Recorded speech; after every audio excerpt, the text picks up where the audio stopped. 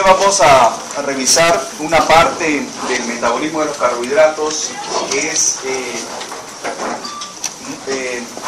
demasiado importante quizás, porque implica no solamente comprender el metabolismo de carbohidratos, sino interpretar lo que pueda suceder en el ser humano en condiciones normales o en condiciones de enfermedad. Es importante recordar lo que ya habíamos mencionado, que todos los carbohidratos llegan al hígado. Y el hígado se encarga de repartir la glucosa al resto de los tejidos. Si tenemos la idea de que la glucosa es la principal fuente de energía, tenemos que reconocer que la glucosa debe de llegar a casi todos los tejidos para que estos lo utilicen como fuente de energía, y que el organismo tiene que tratar de mantener un flujo de glucosa de tal manera que le permita llegar especialmente a los tejidos que son glucodependientes, porque hay tejidos que solamente dependen de la glucosa. Por ejemplo, el cerebro, por ejemplo, los eritrocitos. Entonces, esos tejidos necesitan glucosa sí o sí, de tal manera que el organismo se debe encargar de que llegue a ellos. Ustedes van a ver hoy día cómo existen mecanismos de alerta en el ser humano que lo expresa en la clínica, ¿no?, por algunos signos y síntomas que le indican a ese ser humano que debe ingerir alimentos, porque debe corregir la glucosa. Entonces hay sensores que nos indican cuándo la glucosa está elevada y cuándo la glucosa está por debajo de lo normal, de tal manera que ésta se mantenga dentro de rangos normales. Acá hay que recordar que no solamente existen pues hormonas que van a permitir regular la concentración de glucosa, sino también hay que recordar que la glucosa se elimina normalmente por vía urinaria. Esta eliminación por vía urinaria tiene pues un umbral renal de glucosa. El umbral renal de glucosa es 180 miligramos por decilitro. Si la glucosa supera el valor de 180 miligramos por decilitro, la glucosa ya comienza a liberarse en mayor cantidad en orina. Y eso ya trae como consecuencia algunos efectos osmóticos que van a originar, mejor dicho, un aumento de volumen urinario, si sobrepasa el umbral renal de glucosa, que es de 180 miligramos por decilitro. Entonces, vamos a revisar cuáles son los mecanismos que se ponen en juego para que cada célula reciba su aporte de glucosa, especialmente el sistema nervioso central. Para ello hay que recordar los valores normales de glucosa. Estos valores normales que aparecen acá no son necesariamente los que ustedes tienen en los kits de laboratorio. Cada laboratorio tiene un rango de normalidad, pero estos rangos de normalidad que les presento acá tienen que ver con la probabilidad de que si el valor está por encima de lo normal, traiga, digamos, algún deterioro metabólico en el ser humano. Entonces, la glucosa normalmente debe estar por debajo de 100 miligramos por decilitro. Si está por encima, es decir, 100 o más, ya no es normal. Y recuerden, acá estamos hablando de criterios estadísticos. Acá no estoy hablando de otro punto. Si digo que es anormal, ustedes tienen que entender, como en otras partes, puntos de corte, que lo anormal no significa necesariamente que sea patológico. Porque yo puedo tener una persona con 101 miligramos de glucosa, no está normal, pero de repente es simplemente un hallazgo que se corrige al día siguiente cuando le vuelven a medir la glucosa en sangre. Entonces, así tienen que interpretar la concentración de glucosa. Son puntos de corte estadístico donde el médico evalúa que si está fuera del rango normal, evalúa si ese paciente tiene una causa patológica que hace que esa concentración esté elevada. Pero lo normal es que toda persona sana esté con una glucosa en ayunas menor a 100 miligramos por decilitro. Si la glucosa digamos, se mide después de haber ingerido glucosa anhidra a las 2 horas, ¿no?, debe estar por debajo de 140. Porque normalmente cada vez que uno ingiere los alimentos, sucede un evento fisiológico normal, que es la hiperglicemia postprandial. Esa es una hiperglicemia normal. Y como existe hiperglicemia postprandial, que es un evento normal, ahí viene el siguiente principio, que no toda hiperglicemia significa que el paciente es diabético. Puede haber hiperglicemias que son normales. Por ejemplo, la hiperglicemia postprandial. ¿Hasta cuánto? A las 2 horas esa hiperglicemia postprandial ya debe estar por debajo de 140 miligramos por decilitro. Y ustedes pueden ver los valores en donde se califican como intolerancia a carbohidratos, ¿no?, y como ya diabetes. Ustedes lo van a revisar en los seminarios que corresponden a la asignatura. Bien, hay que recordar que la glucosa está en movimiento. Y este movimiento tiene que ver con órganos que almacenan glucosa. Miren cómo este ciclo de Cori, que es ciclo glucosa-lactato, lactato-glucosa, nos da la idea cómo es esta dinámica de la glucosa, ¿no?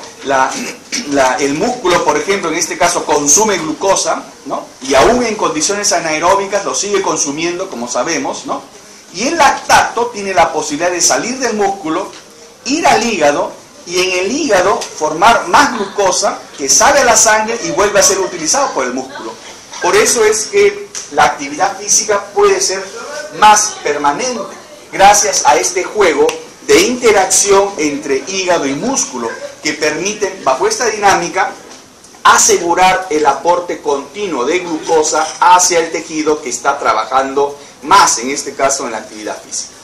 Del mismo modo, está esta interacción llamada ciclo alanina-glucosa. El otro es el ciclo de Cori, glucosa, lactato, lactato-glucosa. Y este es el ciclo glucosa-alanina, porque cuando la glucosa baja, la alanina sale del músculo. Y esa alanina, ustedes van a aprender que por mecanismo de transaminación se puede formar a partir del piruvato. Y ustedes ya saben que el piruvato es uno de los productos finales de la vía glicolítica, y por transaminación puede formar alanina, y la alanina sale a la sangre, y en el hígado nuevamente acá hay transaminación a piruvato, y el piruvato revierte a glucosa y sale nuevamente la glucosa para ser utilizado por el tejido muscular. Estos dos escenarios les da la idea a ustedes cuál es la dinámica del juego con la glucosa y la importancia de mantener el flujo de glucosa, y en esto colabora grandemente el hígado. Ciclo de Cori y ciclo de alanina-glucosa. Bien, conforme uno va utilizando la glucosa, por supuesto, esto no es siempre, depende de las condiciones. Si uno ingiere glucosa, ingiere su alimento, esa primera fase de absorción, que es exógena, en esta primera etapa de la parte de la homeostasis de la glucosa, todos reciben glucosa. En la etapa postprandial, todas las células reciben glucosa.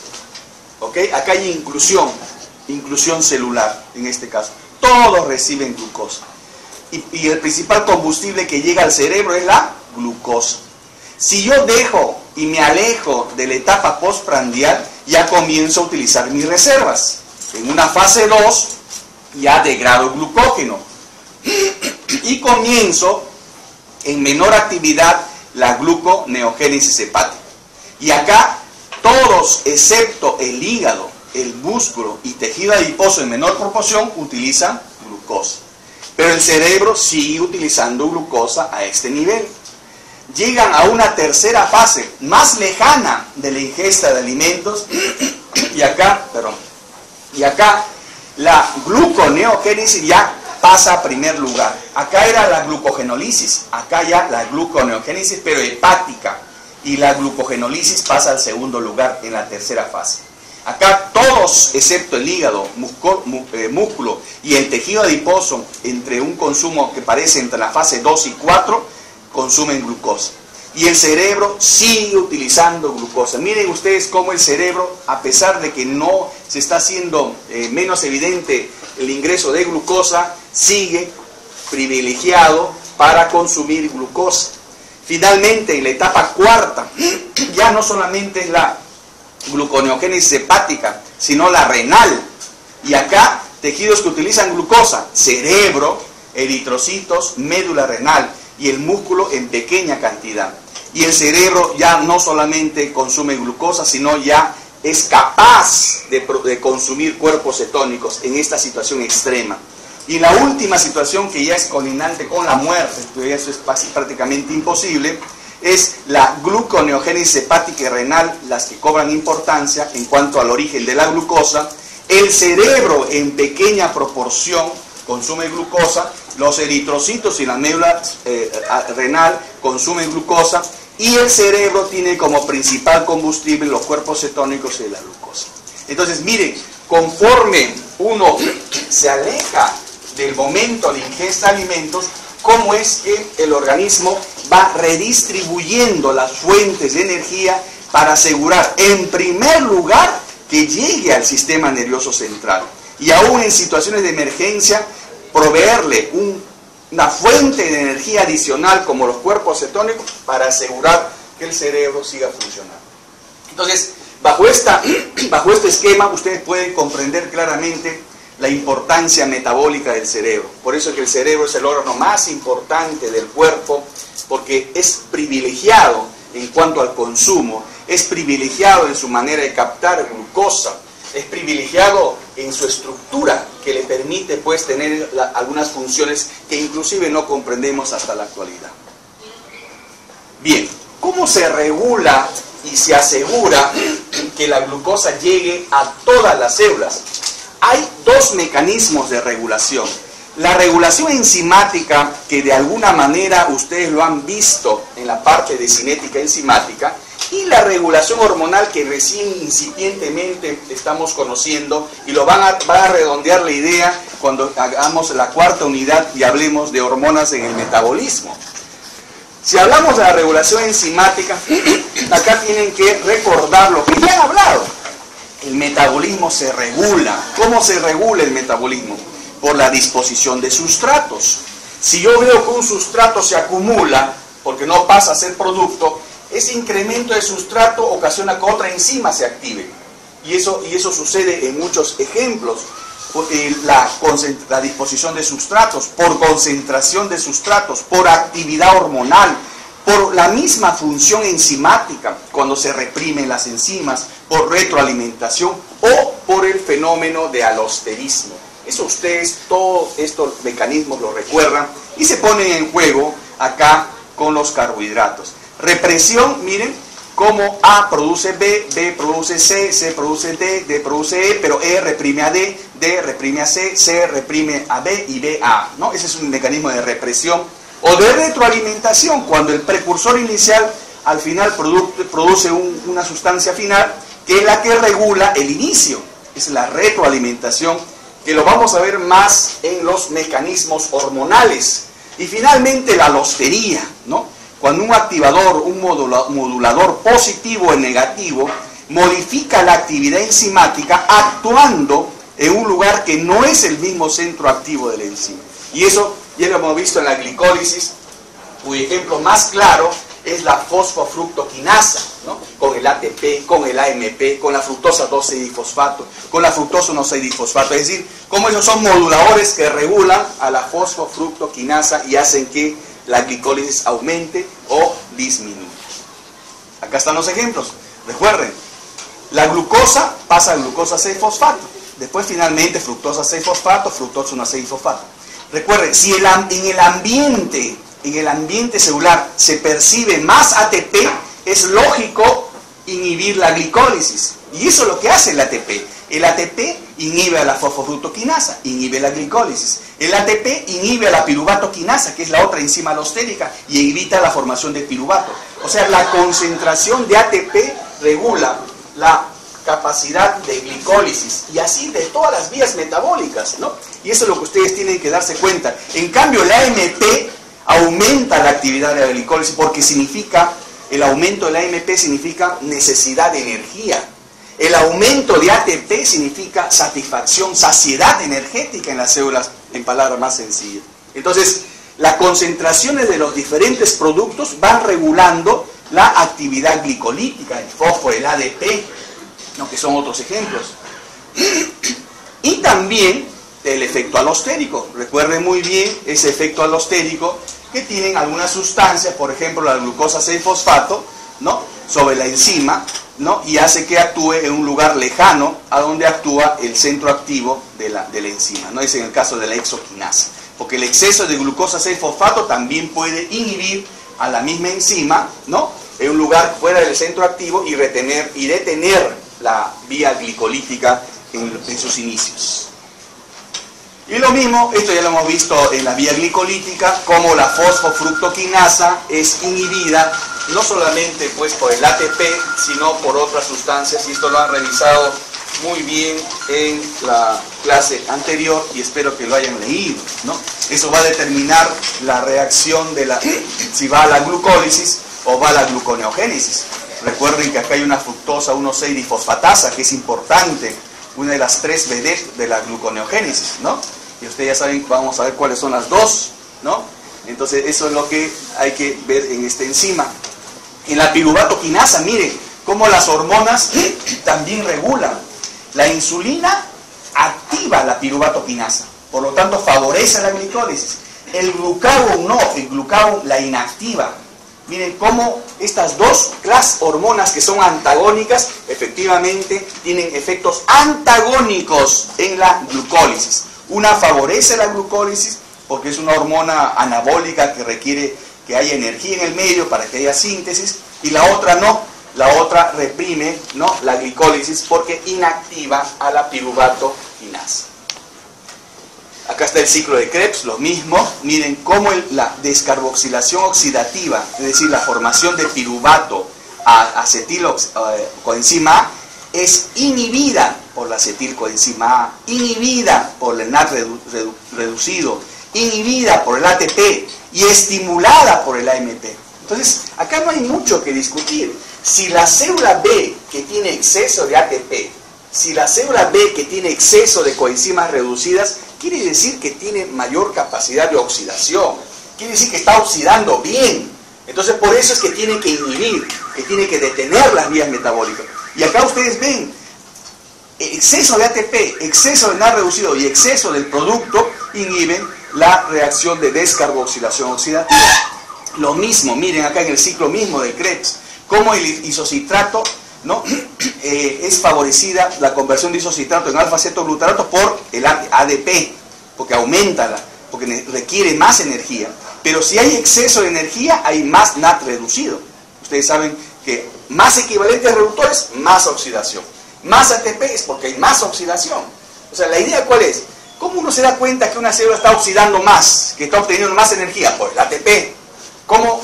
De otra manera, más equivalentes reductores. Si hay más NAD reducidos, si hay más FAT reducidos, esa célula está produciendo más energía. Entonces, esos indicadores son los que toman las vías metabólicas para inhibirse. Si hay mucha oxidación, se detiene. Si hay poca oxidación, al contrario, se estimula. Entonces, esos son mecanismos de regulación basada en enzimas. Entonces, por eso dicen, no, Brian, no lo hagas, no se ahoguen antes de tiempo. Este es el metabolismo que hay que comprender, especialmente en base al comportamiento de las enzimas. Ahora, hay una regulación hormonal, por supuesto, y las hormonas que intervienen específicamente en los carbohidratos es la insulina, el glucagón, la hormona de crecimiento, las catecolaminas, las hormonas tiroideas y el cortisol. Vamos a tocar solamente el aspecto que corresponde a carbohidratos nada más. Pero primero hay que comprender pues algunos detalles, ¿no? Cuando ustedes hablen en sus cursos más adelante, la diabetes tipo 2 hay un trastorno de la insulinosecreción. En la diabetes tipo 1 no se produce insulina. Qué fácil es hablar así. No se produce insulina. El paciente no está produciendo insulina. Pero qué fácil es hablar así. Cuando uno no entiende bien o a veces no recuerda bien cómo se produce la insulina en la célula beta. Esto es muy importante recordar cómo se produce. Y al recordar esto, ustedes inmediatamente se van a dar cuenta por qué nosotros tenemos que recordar la vía glicolítica, por qué tenemos que recordar el ciclo de Krebs, ¿Por qué tenemos que recordar los canales de potasio, canales de calcio que más adelante van a ver? Porque si no, no van a entender cómo se secreta la insulina. Y si no entienden eso, entonces no tienen capacidad o competencia para tratar diabéticos, por ejemplo. Miren, ¿cómo es que la célula beta se da cuenta que la glucosa está elevando en sangre? Porque hay un transportador GLUT2. A través del GLUT2 entra la glucosa a la célula beta. Pero, ¿a dónde entra? A la vía glicolítica. Acá entra la glucoquinasa, la fosforila, produce piruvato, el piruvato entra al ciclo de Krebs, la célula se repleta de energía, el ATP aumenta, y al aumentar el ATP en la célula se cierra el canal de potasio. Al cerrarse el canal de potasio se despolariza la membrana. Al despolarizarse la membrana, esto permite la apertura del canal de calcio. El calcio entra al citosol, aumenta en el citosol y permite la exocitosis de la insulina que está acumulada acá. Ese es el mecanismo de secreción de insulina. O sea, no es tan fácil. Cuando uno dice, oiga, pero este paciente no produce insulina. No produce insulina, pero ¿dónde está el defecto?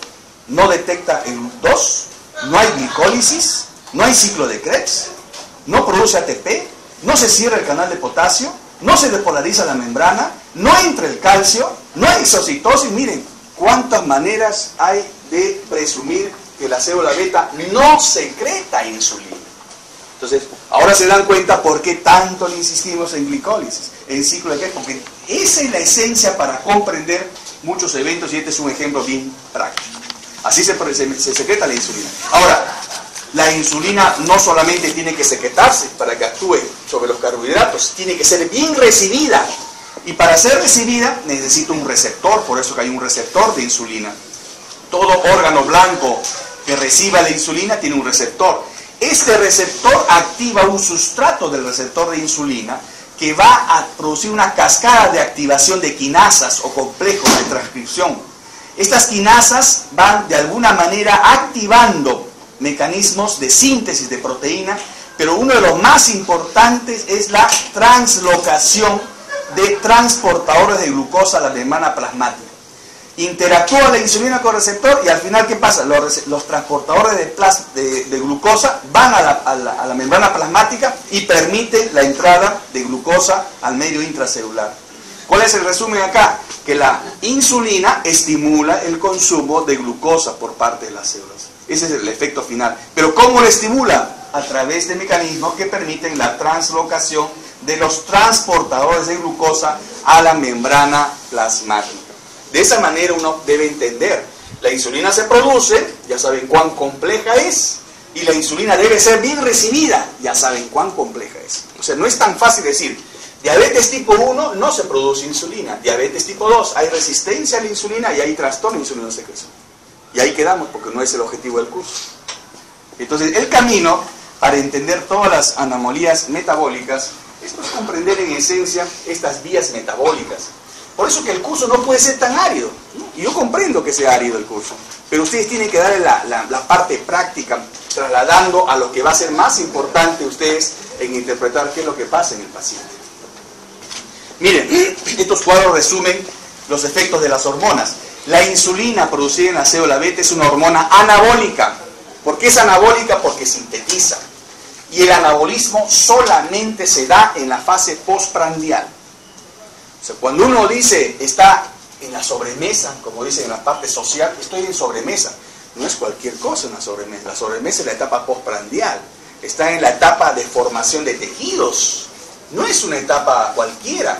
Así que pasen bien la sobremesa, no discutan en la sobremesa, porque están en la fase postprandial. No se pongan a resolver los exámenes de bioquímica de hace 10 años, no desperdicien su tiempo en la fase postprandial. Dejen que su cuerpo haga anabolismo, ¿no? Para que ustedes vayan renovados al examen, sin celulares por supuesto, a resolver las preguntas, ¿no? Entonces, la insulina es una hormona anabólica. Acá los efectos, ¿cuáles son? Que vamos a estudiar. Estimula el ingreso de glucosa a las células o inhibe su liberación. Estimula el depósito de glucosa como glucógeno. ¿Ok? Dos efectos. ¿Y cómo hace esto? Incrementa la glucoquinasa, incrementa la actividad de la glucógeno sintetasa.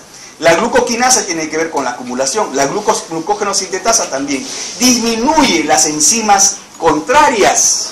¿Cuáles son las enzimas contrarias? La glucosa 6-fosfatasa, la glucógeno fosforilasa, que tiene que ver con la glucogenólisis. Al contrario, está degradando glucógeno. Acá se está sintetizando.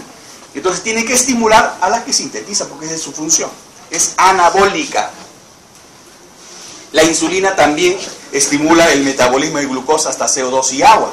Por supuesto, porque estimula la fosfofructoquinasa, la piruvatoquinasa. Disminuye. Acá están las 3 vedettes. No se olviden. 90, 60, 90. Acá están las 3 vedettes. La fructosa 1,6-difosfatasa, que es una grasa. Miren, fructosa 1,6-difosfatasa. La piruvatocarboxilasa, que es solamente más coqueta que otra cosa.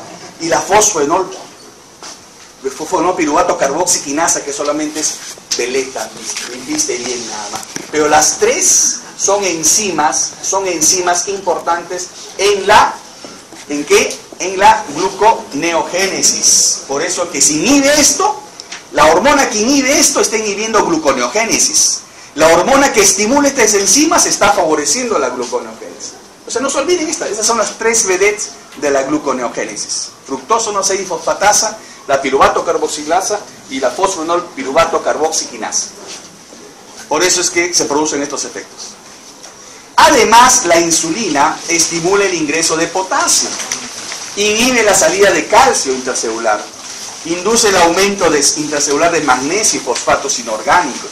Entonces, es importante la participación de la insulina, porque justamente todos estos elementos tienen que ver con el metabolismo de carbohidratos. Recuerden que los transportadores, y hemos visto algunos a los momentos que ingresa a través del enterocito, ¿no? Transportadores que son ligados al sodio, ¿no? En el intestino sobre todo, hay también a nivel renal, pero también todas las células tienen diferentes grupos de transportadores de glucosa, y hemos visto el GLUT2 en la célula beta, ¿no? Y así va a haber el GLUT3, el GLUT5 en el sistema nervioso central, ¿no? Todos tienen diferentes funciones, todas tienen diferente avidez por el transporte de glucosa. Pero ¿quién es el tejido que se ve privilegiado para captar con mayor facilidad la glucosa? El cerebro. El cerebro hasta tiene 2 tipos de transportadores. Entonces, y eso tiene una razón fundamental, porque es un tejido glucodependiente. Acá están las funciones que en este cuadrito ustedes pueden ver cómo están distribuidos y cuáles son las características. Miren acá el GLUT2 cómo está en la célula beta pancreática. Y miren cómo el GLUT3 está acá en las neuronas, ¿no? Y el GLUT5 también está acá a nivel del sistema nervioso central, ¿no? Son 2 tipos de transportadores, porque el cerebro necesita más facilidades para captar glucosa. Ahora, el problema está que la clase es simplemente un tronco, ¿no? Hay muchos factores más que hablar. Hay muchos factores que estimulan la insulina, además de la glucosa, la fructosa, algunos aminoácidos, ácidos grasos, cuerpos cetónicos, agonistas beta-2 anenérgicos, estimulación vagal, etcétera. Una serie de sustancias. Y otras que la inhiben. Acá estamos hablando de uno solo nada más, de la glucosa. Si la glucosa se eleva, la insulina se produce. Si la glucosa baja, la insulina deja de producirse. Ese es un efecto de retroalimentación también, ¿no?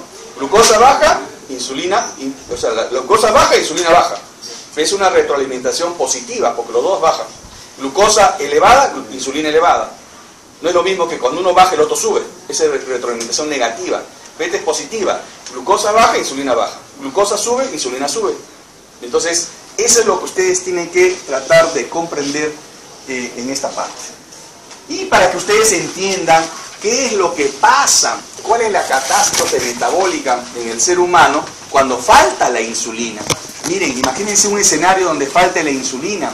No hay anabolismo, hay catabolismo. Si no hay insulina, hay catabolismo. Y si hay catabolismo, por supuesto hay glucogenólisis, hay proteólisis, hay lipólisis, ¿no? Entonces hay todos estos eventos catabólicos que traen consecuencia y que ustedes lo van a revisar en su seminario de diabetes. Acá ustedes pueden ver las hormonas contrarreguladoras. Las hormonas contrarreguladoras son un grupo de hormonas antagónicas a la insulina. Son hormonas hiperglicemiantes. La insulina es una hormona hipoglicemiante. ¿Por qué producen hiperglicemia? Por diferentes mecanismos. Acá tienen las siglas, ¿no? Y miren cómo promueve la glucogenólisis. y inhibe la glucogénesis. ¿Por qué? Porque incrementa las enzimas que tienen que ver con la glucogenólisis, la fosforilasa, por ejemplo. Acá hay un efecto dual con la glucógeno-sintetasa, pero el predominio es hacia la glucogenólisis.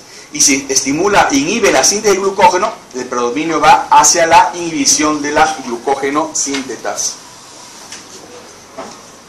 Acá también ustedes pueden ver cuál es el efecto. Inhibe la utilización de glucosa y promueve la gluconeogénesis desde el glicerol.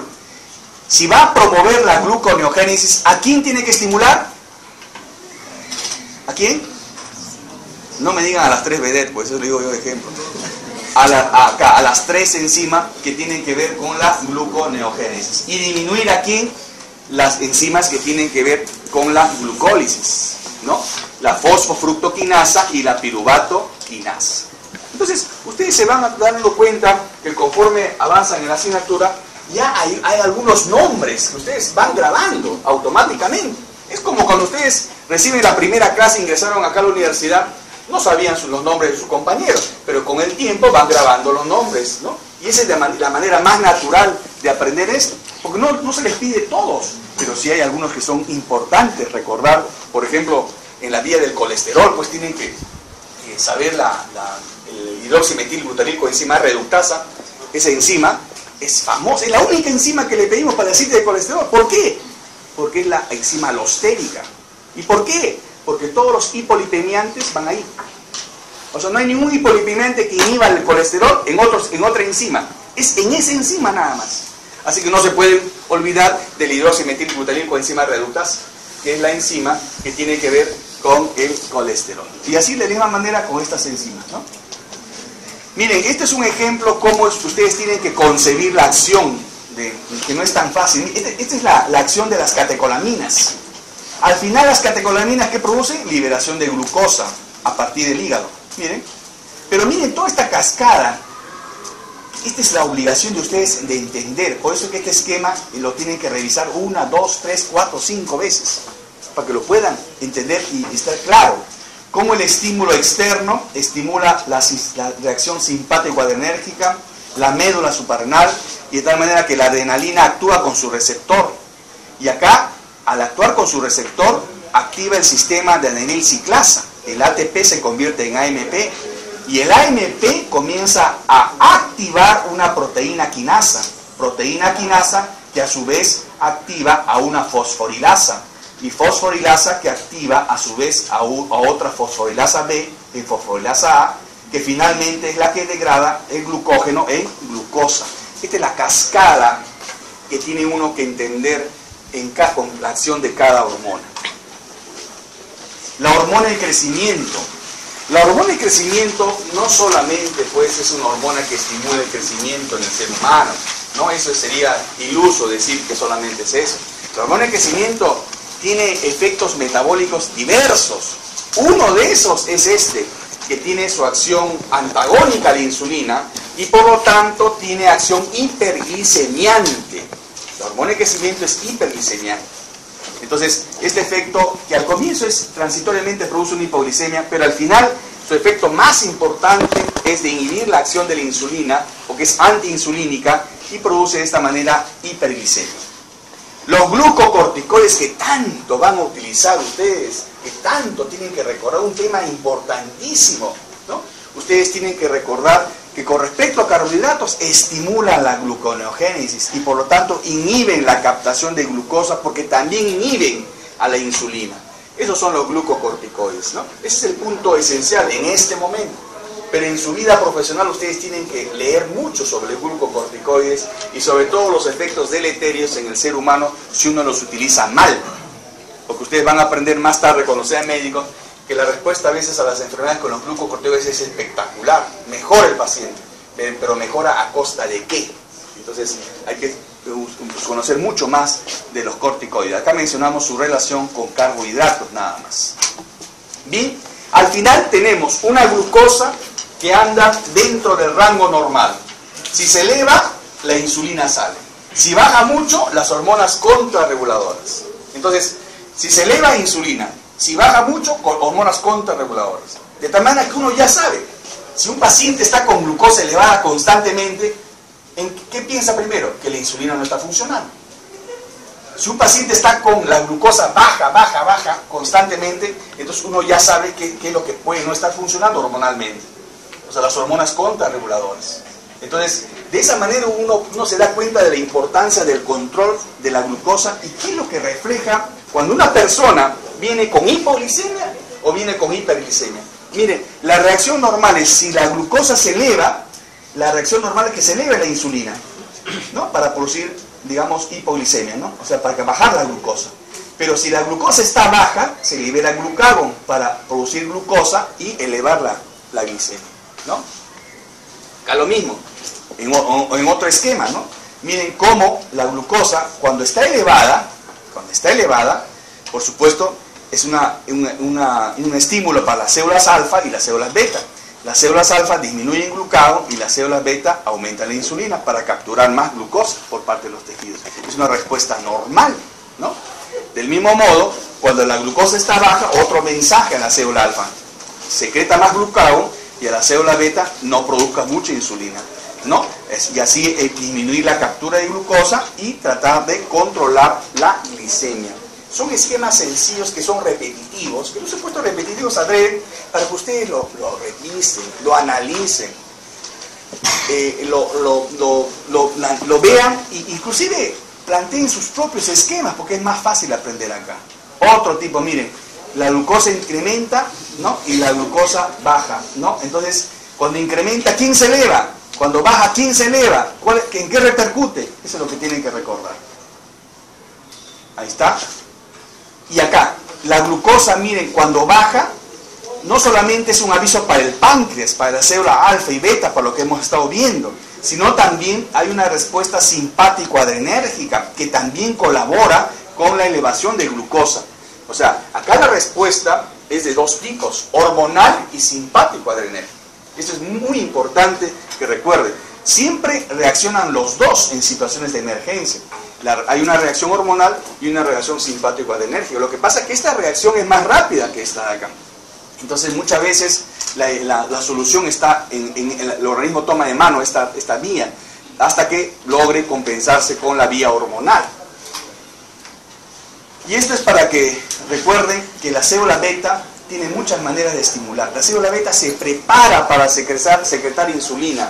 No es que la glucosa se eleva y recién la célula beta se da cuenta. No, la célula beta ya tiene un sistema de información. Es una especie de Montesinos de las vías metabólicas. ¿Por qué? Porque ya percibe la información, apenas el nutriente ya llega al tubo digestivo, acá, ya la célula beta se dio cuenta que tiene que prepararse, arrancar motores. ¿Por qué? ¿Cómo se da cuenta? Porque al llegar los alimentos a este nivel, especialmente aminoácidos, despiertan dos sustancias que se llaman incretinas. ¿Cómo se llaman estas incretinas? Una es el GIP, GIP, que es el polipéptido insulinotrópico independiente de glucosa. Polipéptido insulinotrópico independiente de glucosa. Y el otro es el GLP-1, que es el péptido semejante al glucagón. Son dos incretinas, el polipéptido insulinotrópico dependiente de glucosa y el péptido semejante al glucagón.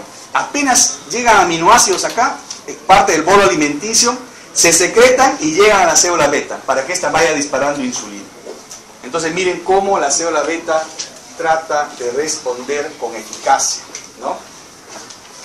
Y acá, en este esquema, ya es en resumen de lo que hemos hablado, ¿no? Cómo se trata de cuidar el sistema nervioso central, ¿no? Cómo es que participa el hígado, ¿no? Cómo participa el tejido adiposo, cómo participa la médula adrenal. Es decir, acá, este es un esquema más o menos para que ustedes vuelvan a revisar el tema de comportamiento o respuesta del cuerpo frente a hipoglicemia o hiperglicemia. El cuerpo avisa. Cuando la glucosa va bajando, o sea, ¿cuál es lo más urgente? ¿La hipoglicemia o la hiperglicemia? ¿Qué opinan ustedes? ¿La hiperglicemia? La hipoglicemia, así es. La hipoglicemia es muy urgente porque es un estado de emergencia. La hiperglicemia es mala, sí, pero mala a largo plazo. En cambio, la hipoglicemia puede matarla a la persona, ¿no es cierto? Entonces, por eso es cuando un diabético está en la calle y de repente la típica, se cae así, siente mareos, ¿no? Entonces le dicen, este es diabético, ¿no? Está le doy, le falta, la glucosa está elevada o baja. De repente está haciendo hipoglicemia.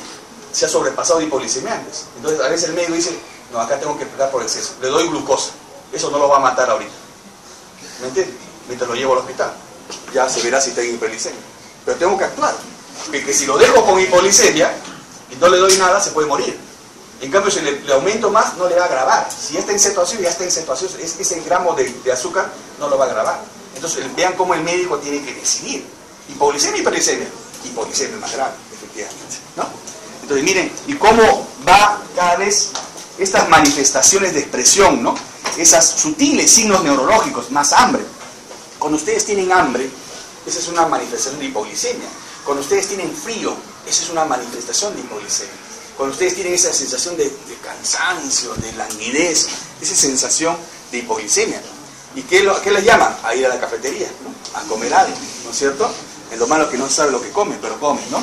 Entonces, y si no solucionan el problema y no funcionan las hormonas contrarreguladoras, entra en letargia, convulsiones, coma y por supuesto daño al cerebro, porque el que se malogra acá, el que se daña más fácilmente es el cerebro. Ahí está. Entonces, esa es una expresión de ¿qué? Hipoglicemia. Puede ser sueño también. El sueño también es una expresión de hipoglicemia. Por ejemplo, acá veo muchos que están con hipoglicemia, no han almorzado, pobrecitos, ¿no? Están escuchando clases, ¿no? Entonces no han almorzado. Ahí está la gluconeogénesis hepática, miren, para que recuerden bien, miren, escuchen. Acá, cómo la glucosa entra, ¿no? Esta glucosa, como está baja, moviliza proteínas. Recuerden, ¿y quién sale? La alanina. La alanina, no se olviden. Esa alanina sale de las proteínas y también sale, ¿qué cosa? Sale aspartato, miren, ¿ah? ¿Y qué hacen los dos? La alanina se convierte en piruvato. Miren esta conversión, y el aspartato se convierte en oxalacetato, ¿no? El oxalacetato, ¿qué va a hacer? Miren, el oxalacetato lo que va a hacer, primero el piruvato entra, ¿no?, al mitocondria, y el piruvato también forma oxalacetato. ¿Por qué sucede todo eso? ¿Por qué sucede todo eso? Porque lo que se quiere es obviar una de las vías de la glicólisis, y se pasan de frente, ¿a dónde? A la fructosa 1,6-fosfato. ¿Para qué? Para formar fructosa 6-fosfato, glucosa 6 y glucosa, y solucionan la hipoglicemia. Esa es la vía, ¿no?, que utilizan, obviando las enzimas de la glicólisis, la gluconeogénesis, ¿no? Y listo, se solucionó, se repletó, inclusive se formó glucógeno.